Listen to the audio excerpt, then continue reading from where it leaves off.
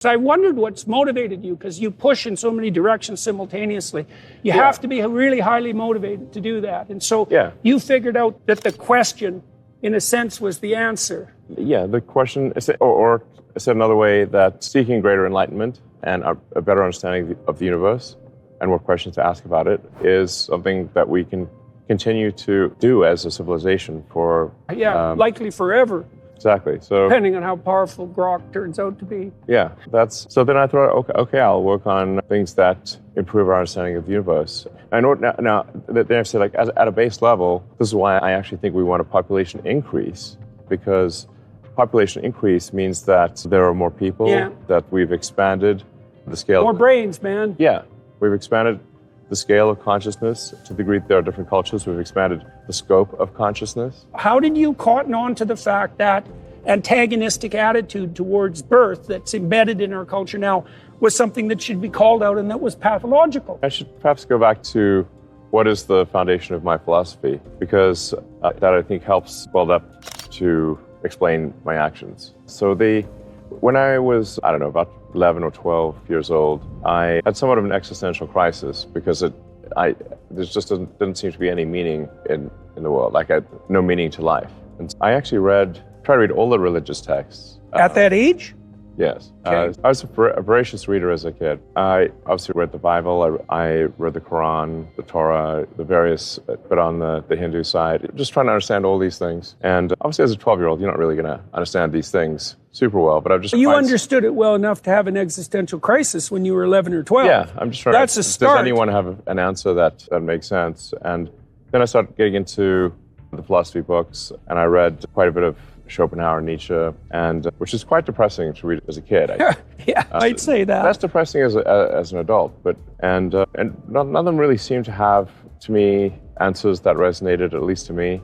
But then I read Douglas Adams' Hitchhiker's Guide to the Galaxy, which is really a book on philosophy disguised as humor. And what the point that Adams tries to make there is that we don't actually know all the answers, obviously. In fact, we don't even know what the right questions are. That's where he has this if you've read the book, the Earth is actually a giant computer to understand the answer to the question, what is the meaning of life?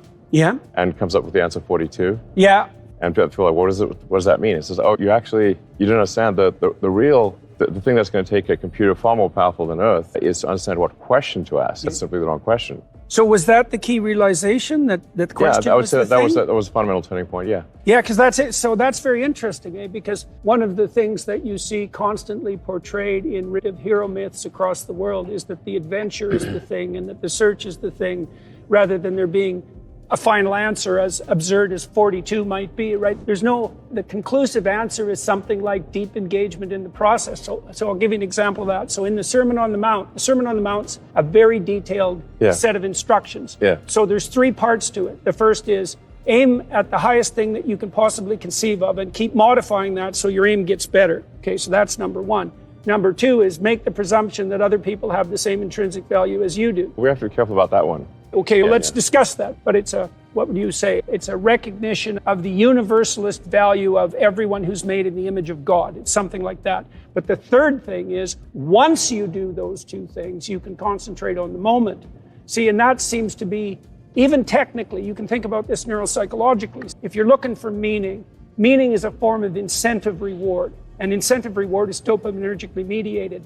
And incentive reward occurs in relationship to advancement towards a goal, which is a form of entropy minimization, as it turns out, according to Carl Friston, who knows the thing. Entropy is the ultimate boss battle. Yeah. Negative emotion signifies the emergence of entropy, and positive emotion on the dopaminergic side signals its reduction. There's something that's more complex there, because the higher the goal that you're trying to attain, the more intrinsic value each step towards it comprises, and that's neuropsychologically accurate. It's part of the wisdom of the Sermon on the Mount is that if you posit the highest imaginable goal, then any step towards it that captures your attention is also deeply meaningful.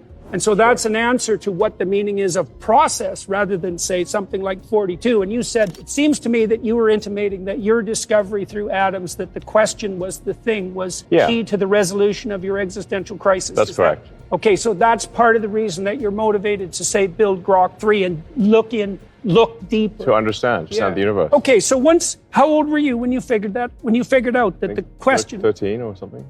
What did that do to you? What did that do to you? I was a lot happier after that, because now it's okay. I'm just going to accept that we are ignorant of a great many things. Yeah. And we wish to be less ignorant. And anything we can do that will improve our understanding of the universe and make us less ignorant and have a deeper understanding of the universe, and even what questions to ask about the answer that is the universe, which is, I think, Adam's central point, is good. And is this a religion? I don't know. Maybe it is.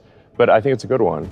I'd call it the religion of curiosity. Yeah. The ancient god of the Mesopotamians, his name was Marduk, and he was the best defense against ensuing chaos and state corruption. Okay, so that's how he was conceptualized. Okay, Marduk had eyes all the way around his head. Okay. Because he paid attention. Right, and he spoke magic words. Okay. Right, and he was literally, for the message, he was the agent that revitalized the tyrannical state and overcame evil, and also the force that dispensed with chaos and built something magnificent and cosmic out of it. Yeah. Sounds like a force for good. Yeah, well, the Mesopotamian emperor, so his job was to embody that spirit on earth, and they used to take him out of the city on New Year's Eve, strip him of his kingly clothing, humiliate him, they slapped him, the priests, and then they'd ask him to confess all the ways that he hadn't been a good Marduk, attentive and speaking properly in the previous year. And that's how they renewed the cosmos every year. And that's our New Year celebration, is a derivation of that, out with the old and in with the new. And the Egyptians, they worshiped the eye, right? You've seen that famous... The all-seeing eye of Horus? The all-seeing eye of Horus. That's the antidote to the eye of Sauron, by the way. Because if you don't use that vision, if each citizen doesn't use that vision, it's replaced by the totalitarian all-seeing eye. That's a hell of a thing to know. You talked about delving deeper into the structure of the universe, let's say, to answer fundamental questions and you are a remarkably forward-looking person. What the hell do you think you're building with these AI systems? What is this? I think really what all the AI companies are aiming to build is digital superintelligence. So intelligence that's far smarter than any human. Yeah. And ultimately an intelligence that is far smarter than all humans combined. Now one can say, is this a wise thing to do? Isn't this dangerous? Unfortunately, whether we think that or not, it is being done. But really, from my standpoint, from the XAI team standpoint, we have the choice of being a spectator or a participant. That's life, man. Yeah, be a spectator or a participant. And I think if we're a participant, we've got a better chance, hopefully, of steering AI in a direction that is beneficial to humanity. So why do you trust yourself on that front? That's an important question, right? I don't trust myself entirely. Good, yes, fair enough, okay. Yeah. An ethical conundrum, right? Yes, it is an ethical conundrum. Because you said this is happening. Now, the excuse that something is happening is not a rationale for participating in it, but then your next take is we have the chance to do this properly, let's say, as maybe opposed better. to... Okay. I think we just, from a moral standpoint, we really just need to think that maybe we've got a chance of it being better to some degree than what others are doing, and we'll strive to avoid some of the pitfalls or directions that the others are going in, because the others, from what I've seen, do not strive for truth. What do they strive for? They strive to give an answer, but they are, I think, trained to be politically correct. And the woke mind virus is woven in throughout them. Yeah? I'm sure you've seen that. Yeah, definitely. Definitely. My students used to ask me because I've been teaching what I've been teaching for about 40 years. And one of the questions they used to ask me is how I knew that what I was teaching wasn't just another ideology. Because the postmodern take is all it is a plethora of power games. And so there's no rank ordering approaches to the truth in terms of their ethical suitability. But that's not the game that you're playing. And obviously would not agree with that philosophy. Why not? The sort of moral relativism. What's convinced you that's not a useful way of approaching things? I think you can look at a given belief system and critique it as being likely to enhance or decrease enlightenment.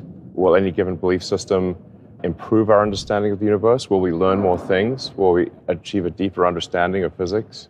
And so that's grounded, at least in part, in a scientific framework, from the sounds of it. Well, I think there are facts about the world. Yes, right. There are things that are, let's say, extremely likely to be true versus less likely to be true. I think if one thinks in terms of probabilities about any given sort of axiomatic statement, then that's the right way to think about it. Now, some things are 99.99% to be true. You can run experiments, you can confirm them, and others are perhaps have a low probability of truth, 1% likely to be true, or just using extremes here. But any given statement has, I think, should be thought of as having, should be thought of as having a probability of being true or untrue, a probability of being relevant to an argument or not relevant to an argument. We're just talking about the basics of cogency here. Yeah. I didn't study science precisely. I wasn't as interested in the transformations of the material world. So I'm probably more people-oriented than thing-oriented temperamentally.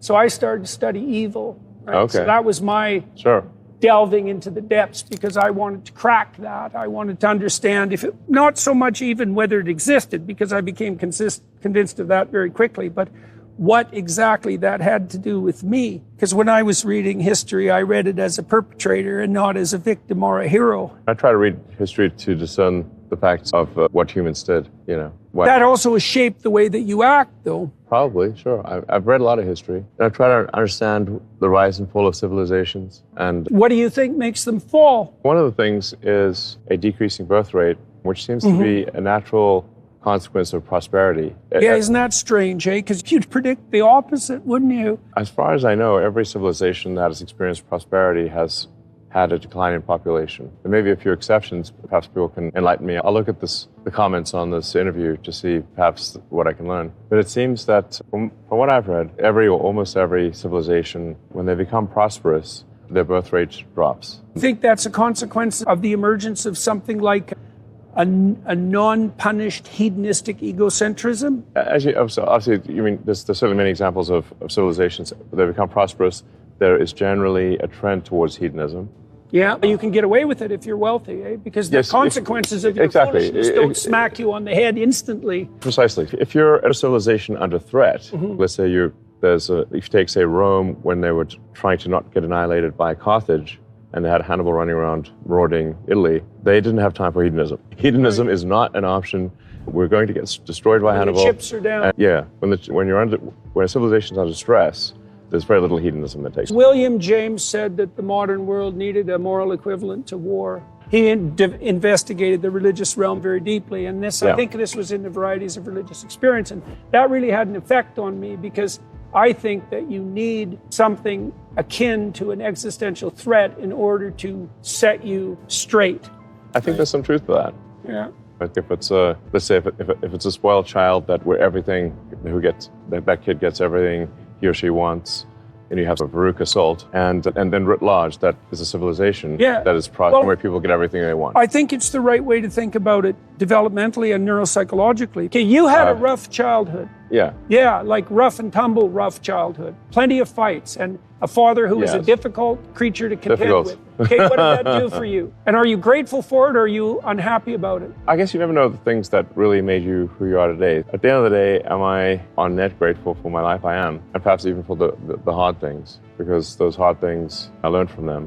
What did you learn? I read your biography. It's not an autobiography. No, it's not. No, definitely not. I would tell it in a different way than Isaacson, because Isaacson, who I think is an excellent biographer, is nonetheless looking at things through his lens and wasn't there at the time. Of course, of course. One of the things that stood out for me too, though, from that, and I would like your comments about this, was the rough details of your childhood. A lot of physical altercations and a lot of, I don't know exactly how to care. Altercations. I mean, I was almost beaten to death within an inch of my life at one point. That counts. Yeah. That definitely counts as a physical relation. It wasn't just a few blows here and there. Yeah. So what did that, okay. Why aren't you bitter about that? Because that's a pathway that people take. I think that there are, one can take, and often people do take, the path of vengeance. Yeah, that's for sure. Yeah.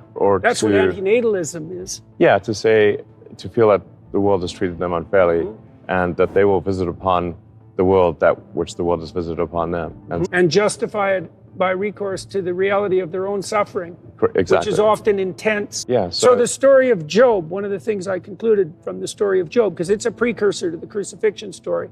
So Job makes two decisions. The first decision is that no matter how terrible things become for him, he will not lose faith in himself. And the second is no matter what horrors are visited on him by Satan himself, he will not lose faith in in the spirit that gave rise to the cosmic order, no matter what. While I'm not a particularly religious person, I do believe that the teachings of Jesus are good and wise, and that there's tremendous wisdom in turn the other cheek. And for a while there, when I was saying, I thought that's really a weak thing to do. Yeah, it can be. If someone, and with respect to bullies at school, I think you shouldn't turn the other cheek. You should punch them on the nose, and then thereafter make peace with them. But they need to stop bullying you, and a punch on the nose will stop that. And then thereafter make peace. So sometimes that punch on the nose is the first step in making peace with bullies. Yes, it may change their career from being a bully to perhaps they shouldn't be doing such things. But yeah, I think there's anyway. I think this notion of forgiveness is important.